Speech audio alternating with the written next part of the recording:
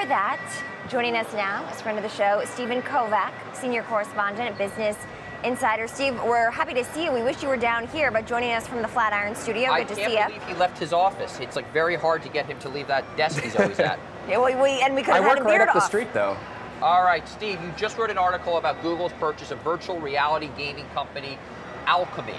How does it fit in? Tell us what this company does and why they bought it. Yeah, it's an interesting company. They were one of the first big demos people gave when HTC and Oculus were working on their early prototypes of their virtual reality headsets. They made this game called Job Simulator, and that was like the first one I ever tested on the HTC Vive. It lets you walk around the room, it lets you cook, or like it's really cool. It gave you the sense that you're in a virtual room. Is the first time I ever experienced that. And they just had a deal with Rick and Morty, that really popular cartoon show, and they made a virtual reality game out of that. So they're a big deal in this space, and it's a signal that while Facebook recently abandoned their plans to make in-house VR content, Google feels like they can ramp it up.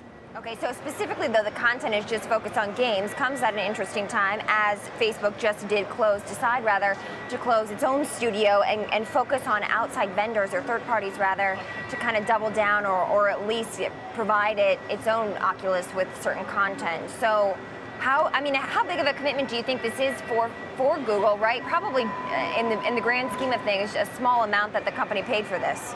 Yeah, it's probably not a huge acquisition. They didn't disclose how much it was, but this is a signal that their whole Daydream platform, which is the VR platform that's built into Android, it's just basically devoid of a lot of great content, and they need to start ramping that up if they are going to take VR seriously. And this is a great company to buy and a great company to have part of their team in order to ramp up the content that's lacking right now in the Daydream store. Okay, Steve.